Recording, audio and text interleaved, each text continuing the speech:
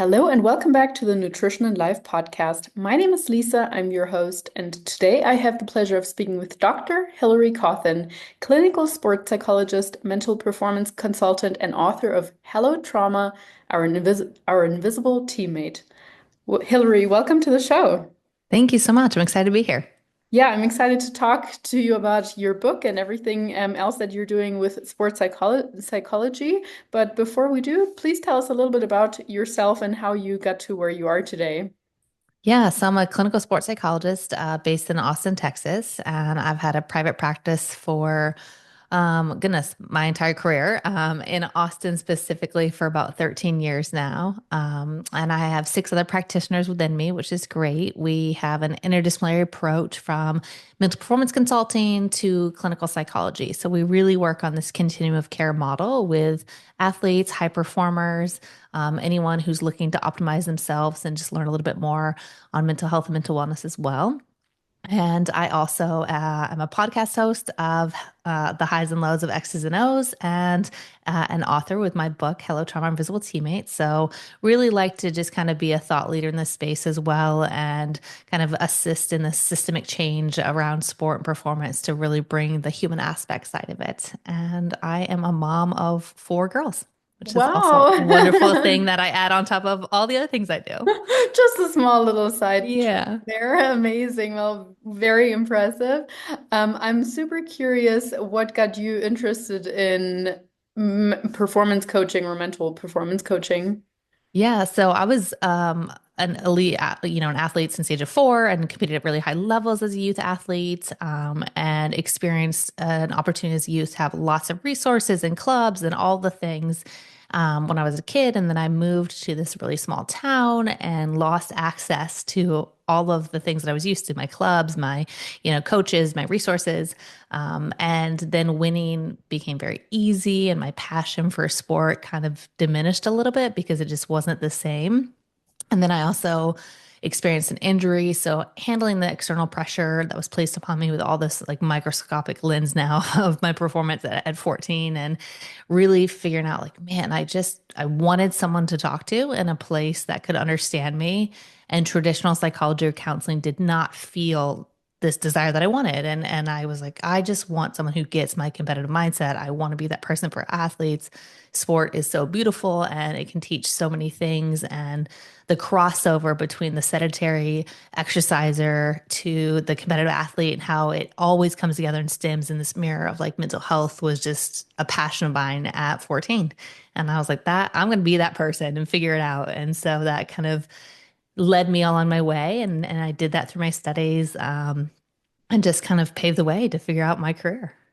Amazing. So you headed into psychology knowing that you wanted to get into sports psychology. Is that correct? Yeah, so actually I went the kinesiology path first. So I have kind of this continuum of education because I kind of had a hodgepodge all the things together at the time. It wasn't as streamlined. So I actually studied kinesiology sports studies and have 6 years of the kinesiology, health and wellness and the movement and understanding and the exercise science piece of it that leads to the performance side of the continuum of care model, the mental performance consulting. I had a dual degrees while also in psychology in undergrad. And then I went on to get the master's and doctorate in clinical psychology so I could bridge that and be a licensed psychologist and really specialize in mental illness in athletes. Wow, super cool. Very, very impressive. And I love that you have sort of all spectrums of that background, like with the kinesiology and psychology, everything together. And so then more recently, what inspired you to write your book? Yeah, it's stemming off of a TEDx I did in 2018, which was the toxic culture of mental health in sport. And so I had always listened to my colleagues and the observations I had in organizations I worked with and just the stories and the work for my athletes of kind of these side conversations in the shadows of how sport actually is pretty detrimental to our athletes and the mental well-being. And we don't have systems in place that really build the benefits we want to have and the optimization beyond just wins and losses. We don't really set the stage up in a system that really allows them to be mentally well and free and play their best. And so I was going to speak out about it. And so I did the TEDx and then I thought through it further and saw some systems and went through and listened to stories, and I realized like I needed to do this a little bit more, and I need to build off of this trauma aspect that exists and really call it what it is.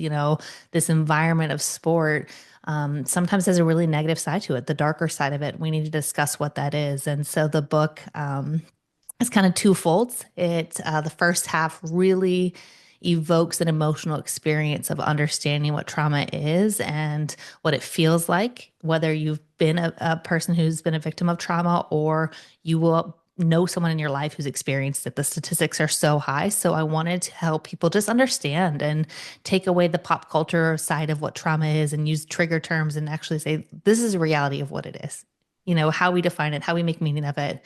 And then I use the second half really to a call to action. It's using sport as a microcosm of society and how the system reinforces trauma to exist if we don't get it right, and kind of saying, hey, let's be better. And anyone, even if you're not an athlete or a high performer at elite level, like you can relate to this book because we're all in systems and we're all experiencing these things. And so it just redefines and teaches people how we can be a little bit better with care and empathy and compassion and, work through things differently.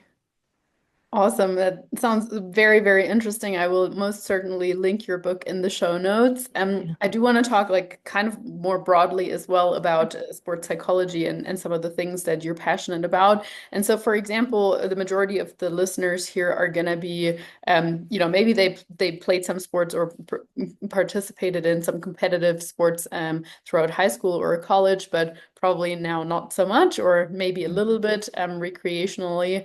But how did even during childhood and so on, sport impact our inner growth? And like if we're still competitive now, how is that showing up as a positive thing? Yeah, I mean, sport, like I said, it has such a beautiful aspect of connectivity and the socialization and learning a lot of these life skills. A lot of my research in the beginning was around life skill development and what life skills are taught through sport. So, sport can be a place that teaches us about goal setting and motivation and coping and communication. And it's why we see a lot of professionals in the future, like these companies wanting to hire athletes because they know that there's this intrinsic drive within them, this ability to push themselves beyond a certain level, work with teams. And so anyone who's a youth, if you participate in sport, like please do. It's great. It can be wonderful socialization. And a lot of youth athletes participate for fun, for socialization. And they get to mirror a lot of life lessons in this silly little game. But what we see shifts is the identity formation of the athlete that then becomes a lot of who they are. And these coach dynamics become parental figures or strong mentors. So there's a lot of power dynamic in that environment as well. So you have to make sure like it's positive, it's supportive, that the role models in place are enhancing what you want in that environment. Because at some point, every athlete will take on this ownership that sport is no longer what they do, but it becomes who they are. And that's a bridge that you have to work through. And even to the listeners that have stopped and retired out of sport, whether that was high school or college, I bet some of them are still working out and they're still in their day-to-day living. And I call them they're still athletes. They're just not the competitive athletes, right? They're a recreational athletes, or some of them are competitive athletes in 5Ks and 10Ks and half marathons. And so everyone still goes through these internal struggles and pushing themselves and self-doubt. And so it's using sport as a way to figure out like, man, this is supposed to be something I love and I love to compete and I love to play. And sometimes we lose that play fun factor in our sport and exercise. What a wonderful reminder, because I mean, all our lives are so structured and with work and everything seems to be so serious. And then some people just think sport is another thing to sort of fit in, or we have to fit in for health reasons. But making sure we remind ourselves, at least occasionally, that yes, it should be fun as well. It should be play. I'm curious as to your advice, because you mentioned sport can be a wonderful support system. Mhm. Um, but I think also for some parents, especially if they were passionate about a certain sport, they try to put that on to their kid, or we've all seen these sort of like very, very passionate parents yelling from the sidelines of whatever, and almost forcing their kids to be athletic. How can we encourage our kids to participate in sports and become good athletes without putting too much pressure on them? Yeah, I think the first point is like, let your athlete take the lead, let your kid take the lead. I always say one season at a time, right? We're so caught up in wanting to keep up with the Joneses and get all the fancy equipment and the extra trainers and the extra lessons and long time commitments. I'm like, just take it one season at a time. They might love soccer in the fall, and in the spring, they want to go do gymnastics. Like there's a time and place of when you need to specialize. And specialization doesn't need to exist until you're about 16 to 18 years old. Like multi sport athletes, they've been shown if you're like, I want my kid to go to college and you're vicariously living through them, like multi sport athletes, the one who get recruited. So, hey, put them in all the sports, let them play at all the things. Recreation level is a beautiful time to get them in at first before we get to the higher levels of sport because you want to make sure they're going to have longevity and they're going to play a long time. 70% of athletes are still quitting sport by the time they're 13. And like it doesn't change. I'm like, this stat has been the same forever. Like, it's because it's not fun. And so I think part of that is external parental pressures or that, the monopolization, the money side of sport becomes a business and it loses that aspect. But the best advice is encourage the values around you think sport is important for your family. Like, why do you want your kid to do sport? Why is it exciting for you? How can they get on the same page? And then just go one season at a time before we get into specialization. That's a really, really good advice, I think. And I'm personally even surprised that you said that the age at which we should specialize isn't until 16 or 18. I actually would have thought it would be more like 13, 14 or something like that, but very, very good to know. And you also touched on the point that at some point it becomes part of our identity. And while I think that that can be something really great, like for instance, with our clients, if someone's having a hard time to get into exercise and so on, and I always try to work with visualization and like what would your future you try to do, or what would your healthier you, or what, like kind of like putting also a name to it, and saying I'm a fit person, I'm a healthy Mm-hmm. person. But I think it can also be dangerous if that's your sole identity. So for instance, if all I was someone who goes to the gym and then like, or a bikini competitor or whatever, and that's all that I do, and then I get injured and that falls away, I believe that can be quite dangerous. I'm sure you've seen that with some of your athletes as well. And how do you tackle that?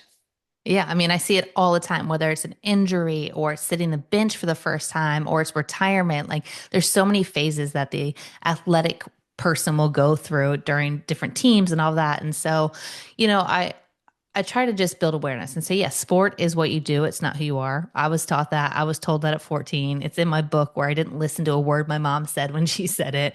It took me years to understand what that actually looked like. So I talk to my athletes and say, yes, this is actually just what you do. But what are the components that make you feel like it's who you are? And building the awareness in terms of the values, the characteristics of who they are, why that means so much to them. And then I'll say, well, is that also you in a different domain? Is that you in an athletic or an academic domain, a work setting? Is it you in your social life?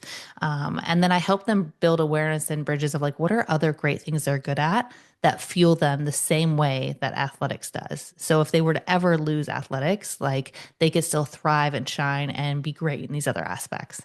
Yeah, I think that's so important to also see like how we can be us and shine our light into the world in different aspects, and not just through one single thing, whether that's your work or your identity as a mom or whatever. It's important to have multiple sort of facets. Another thing that you mentioned earlier was kind of like the inner drive and the wonderful capability that sports has in order to develop that within us, like to want more, to be hungry for things.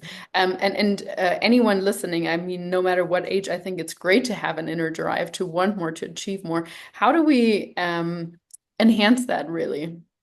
Yeah, I think, some of us are innately born with this like drive and desire to push. And then some come in and they're like, where's my motivation, right? I'm stuck, right? You probably experience this a lot of like, they like the idea of it, but the act of doing it is really hard to initiate. And so I think figuring out for sure the why factor, the motivation that exists, what fuels them, If it's external in nature, great. We want to eventually get it to an intrinsic drive for themselves, an internal reason. But I always just meet the person where they're at. Like, what is the current motivation? What helps you get there? And I really try to help bring awareness and meaning to, like, by doing these things, what is it leading to the benefits in your life? What are the positive aspects when you do them? And should we maintain them? Is it healthy? Is it something we can kind of be consistent at? And once they can take control and ownership of it, then it doesn't become hard. It's just something that they do and that they are going to form really good habits.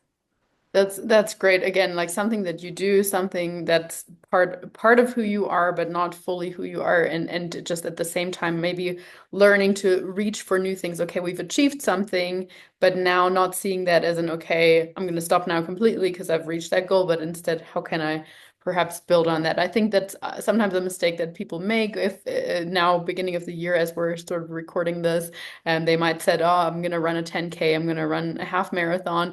Aiming for that, and then after that it's like, okay, now what? um Yeah. I think I've read some interesting studies as well about when people do achieve really high goals, like for instance, Olympic athletes or so, and they actually manage to achieve that, and afterwards we kind of fall into a bit of a hole. And I think that that kind of like connects nicely to what I was just saying now. Like I'm sure we've all experienced that. Even people like they get married, and afterwards it's kind of like you fall into a hole because it was all that build up for something Hmm. exciting, and then it's like, oh, okay, great, now we're married, so what? Yeah. I Yeah. but yeah, like how do you advise someone to kind of climb out of that or prevent Mhm. that from happening in the first place? Yeah, I mean, it's a really weird phenomenon that really does exist. The Olympic blues is kind of what it's called, right? These big, like we can imagine it's going to happen in a couple of weeks for the Super Bowl, right? For the NFL teams that get to play, right? So it's very this anticlimactic experience that you build up so much and you're working so hard, and once you achieve that, then all the dopamine and the stimulant that you're having in your body is not there. And so part of it is just a chemical imbalance because we were used to training for something, getting refueled, getting that dopamine rush, the endorphins, the positive things that make us feel great isn't there. Um, and that's the part where you have to have like a softer landing. Like we can't make it, it's always going to exist, but we have to have a softer landing in place. Like, okay, what are the other things I do that make me feel good? And it reminds me of a point that I think would help this, right? If you're training 4 years for 22 seconds of your life to get right for 200 meters, and then it's over. It's like, man, and if you made it, great, but if you didn't, then you're really going down in down in that part. And so part of it is actually teaching people to slow down and teaching people to have silence and to have space. And so I always kind of start with like the 5 minute mind, like seeking stillness, because we're so quick to chase, chase, chase, chase, chase that we're never able to just allow ourselves to feel that lull in that dopamine endorphin rush. We're never allowed to just feel calm and feel what it feels like not to be doing. And so a lot of the time I'm preventing this deep slope by actually just instilling stillness and instilling calmness and the mindfulness and allowing them to just be present so they aren't always chasing. So that does help a little bit. And then of course you kind of have to have your emergency self-care coping kit in the interim because it's gonna feel a little bit sad and dark at those times. That's really great. I'm such a lover of stillness. One of my favorite books is Stillness is the Key by Ryan Hmm. Holiday. And yeah, I Yeah. absolutely like am such a big advocate for at least 5 minutes, even 3 minutes, whatever time Yep. people can carve out, and making that a bit of a routine to sit with that uncomfortable stillness. In fact, a few weeks ago, we were running a 30-day challenge, and it wasn't anything extreme. Part of that was just literally having stillness for 3 minutes. And everybody out of the group said that that was the hardest component. Like they were also tracking their food intake, they were exercising 3 to 5 times per week, and so on. And the 3 minutes of stillness was by far the hardest rated one, which was Yeah. so surprising to me, but it is so uncomfortable. And they just kept saying, oh, it doesn't get like it gets a little bit better, but it doesn't get that much better. I'm like, well, you're doing the work, Yeah. like you're even if you have been going to the gym for years on end, you're not expecting that suddenly everything is super easy. It still continues to be hard. It still gets hard. Yeah. The work in and of itself is the challenging part. But yeah, I like that, and I like that you said it is also just a chemical imbalance, and perhaps there are some practices that you advise your clients to do as well, or patients to do, in order to prevent that, like things like cold plunges or, that sunlight exposure that kind of help us maintain or achieve a chemical balance. Is that something that you work with as well? Yeah, I mean, I think a lot of things that's missed. It's always how do we help people perform their best? And I'm always like, let's also do the back end of how do we recover the best, because that is actually going to allow you to then go back and create the cycle. So a lot of my work also is these post-performance routines. Like, are you journaling? Like reflective practice is huge for me, so you have to take care of the mental and emotional component of a post-training session or a post-competition.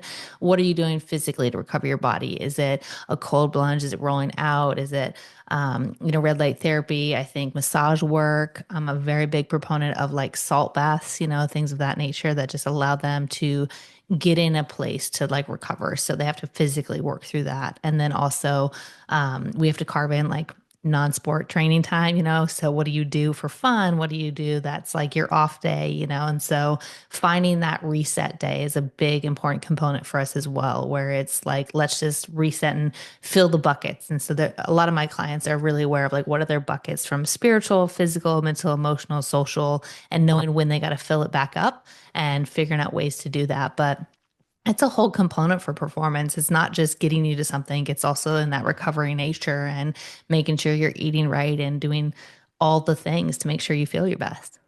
I love that you have these different buckets. And I mean, again, like I'm a big proponent of personal growth in all areas, not just aesthetically or performance-wise, but I can imagine that all these components together really yield the very best results. And many of our clients, they fall more into that lull of like, they've reached their weight loss goal. And I actually keep saying that the time after you've reached your goal, if you have a specific number or whatever, or not. But the time after that, the first few weeks is actually the most quote unquote dangerous time because we tend to Hmm. just want to like go then, and then it's kind of yeah, you should celebrate and acknowledge how far you have come. But this is where you need to still have the most awareness and as you mentioned, keep doing the work Yeah. in a different aspect, higher calories, maybe not as much training and so on, but you still need to be doing the work and having that, I think having those conversations preemptively and talking to people about expectations is so important because otherwise they might get there or your athletes might get there and be like, why do I feel like this? I feel like, Right. I've just been I'm super depressed and I need some medication or something like that. Um, but yeah, going a little bit more into your book again, so kind of Mhm. backtracking, how do you classify trauma in your book, and how could that relate to some of our daily listeners or more like Gen Pop listeners?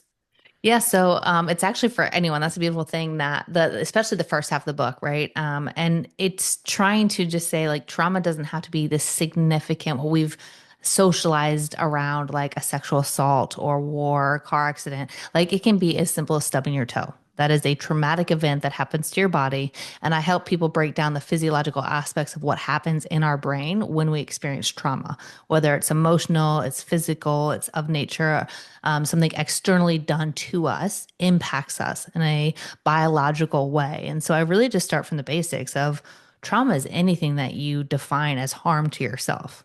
And this is what happens in your brain. And then this is what happens in our behaviors. And there's no one's trauma is bigger than the others. We have such a socialization. So it's almost like reconstructing trauma in itself for part of it because we socialize and we'll minimize like your trauma will always be worse than my trauma, no matter what it is, and it's partly to protect ourselves. We don't want to make meaning of what we've gone through. And so the book, that's why it's this juxtaposition of like hello trauma. Like no one wants to be like, oh hey, you're my friend, come sit by me, right? But it will be there. It's like a part of your brain. If you've gone through it, it's a memory marker. It's in the neurons in your system. You can't run away from it. Even if we try to hide it for so long, it still shows up in different markers. And so I really help people understand if trauma had stages like grief and loss, I'm going to take you through that in this book. And so it's welcoming the stages that someone would go through of hello gaslighting, hello minimization, hello victimization, like all the things that someone experiences and does to themselves or is placed upon them from the external factors. We're going to just open that up and we're going to emotionally experience it and then we're going to make meaning of it. And then there's kind of like, how do we get through this part of the book as well? Very cool. And like I'm actually surprised because I myself did not expect, or like as you were talking, I was kind of like considering in my mind, okay, what sort of traumas have I experienced myself? And things I certainly previously would not have classified as a trauma, like something as quote unquote small or seemingly small to me in the past as like last year I dropped a plate and nearly chopped off my finger, but I didn't. Like I maintained all the nerve function, had some stitches, and it's all good.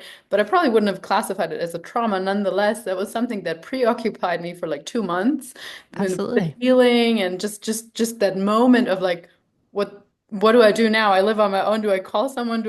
Is a Yeah. pet gonna do the job, or whatever?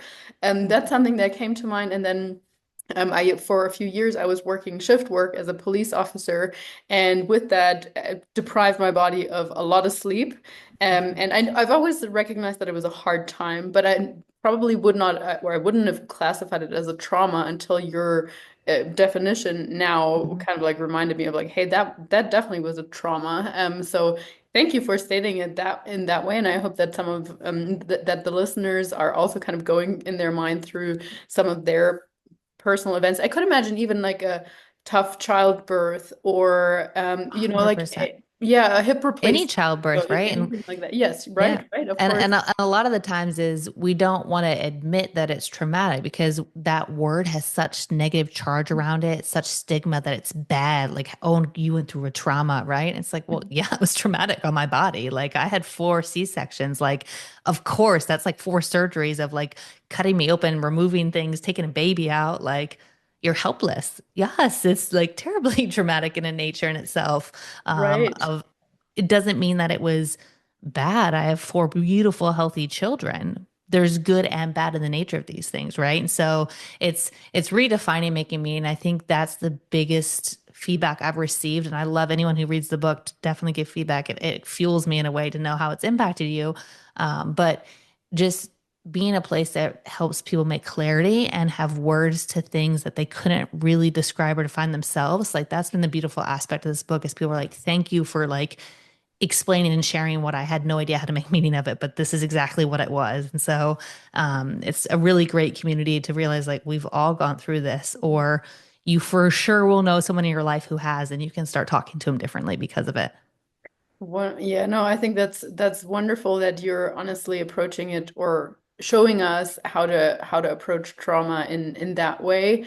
And so let's say the listener now has identified like a couple of areas in their life where they're like, okay, that probably was a traumatic, or I would classify that now as a traumatic Mhm. event. What are some of the following steps that you describe in the book that we can do to either retrospectively use to deal with them, or deal with them now? Yeah, so I kind of defined the way that someone goes through this and makes meaning of it in like 3 different phases, right? The first one is the minimizer. So you kind of gave the example that you minimized an experience of like, slicing your finger open. And so the first step is like, where am I at in these 3 stages? Am I in the minimization phase where I'm minimizing the experience and what it did to me and how it shaped my life? Then we have this enabler part where the enabler is the one who kind of tries to take fault and is like, oh, it's my fault this happened, or I'm the reason this has happened this way, or that happened. And we're trying to take ownership of something that really caused us harm, but we're taking the blame for it. And we're seeing how it could be prospectively our fault in some way.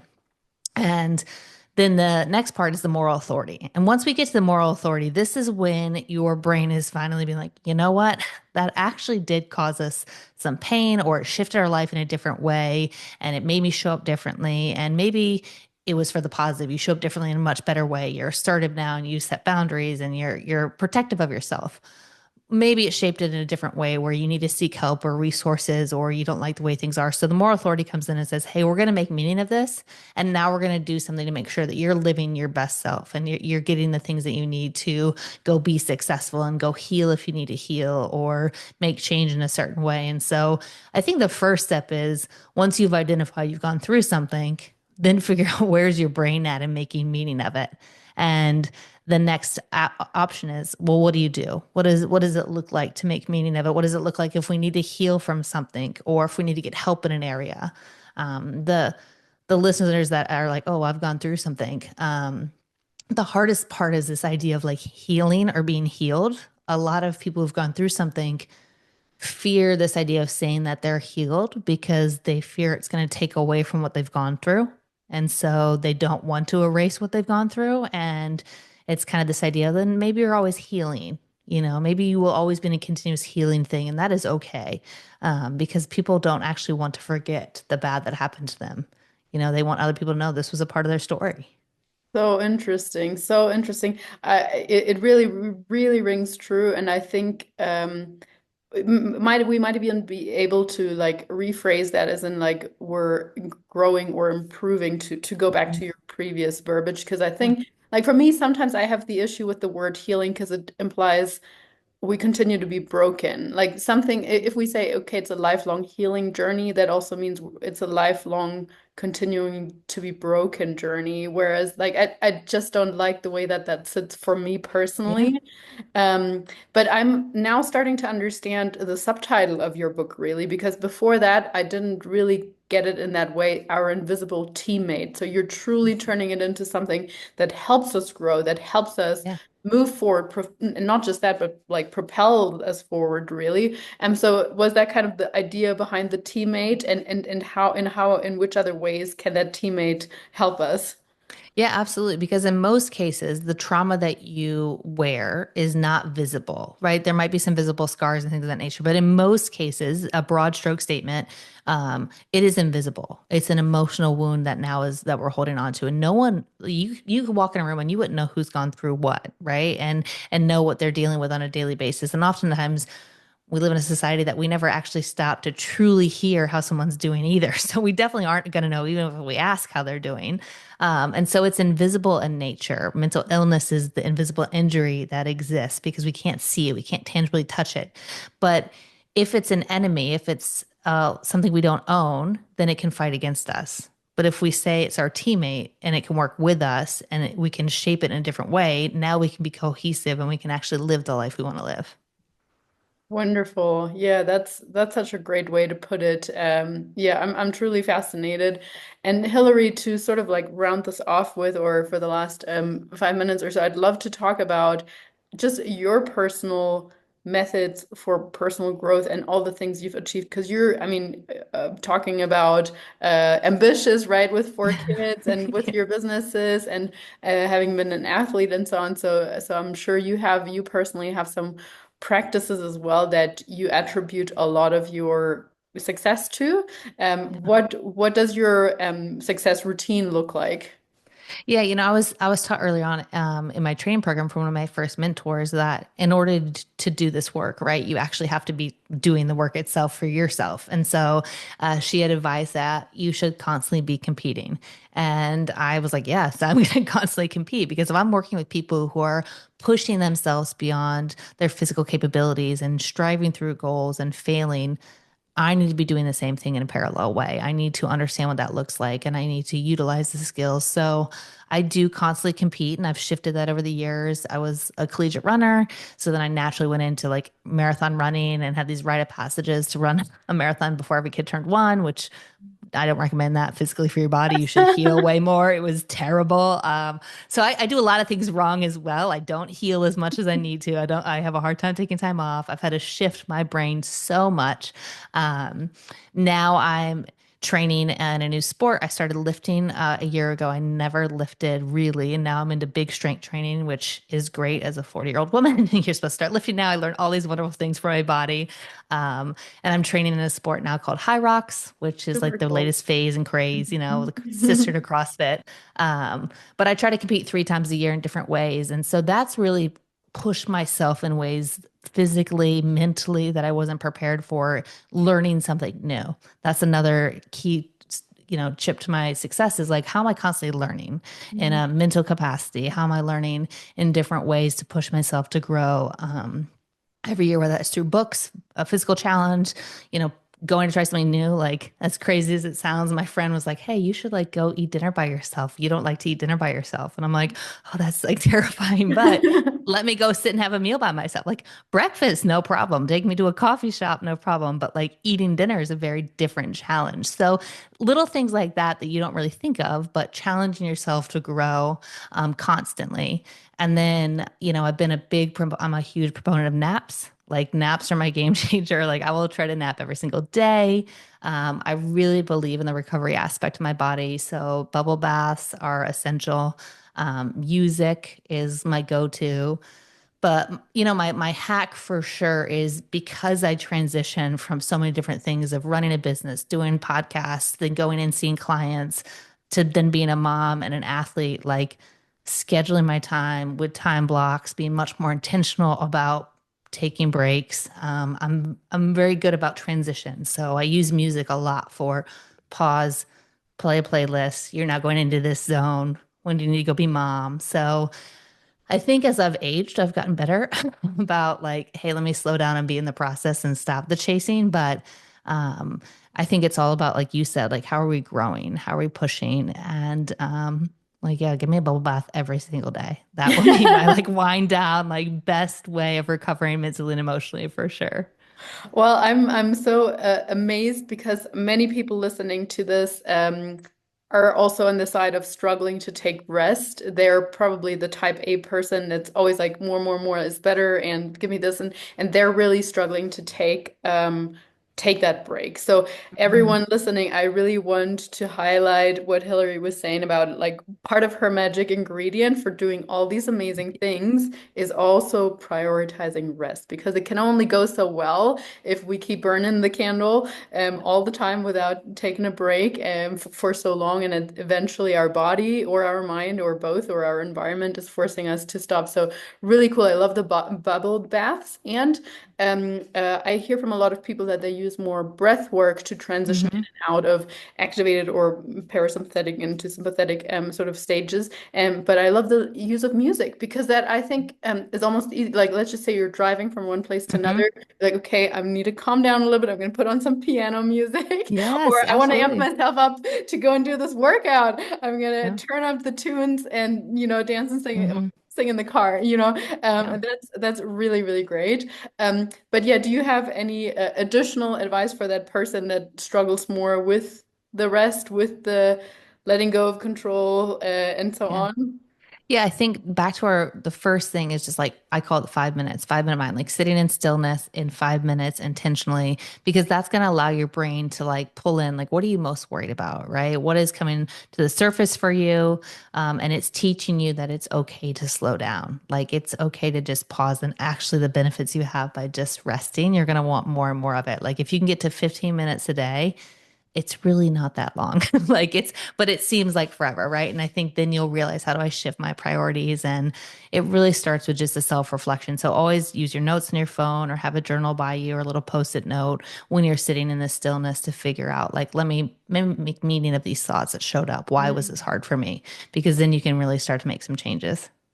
That's awesome. And I think a lot of people think that they're doing downtime when they're like, oh, I'm scrolling through my phone. This is my relaxing time. It's not relax. Like your brain is still going to be active. You might see something upsetting. You might get a message that's, I don't know, that requires you to schedule something else.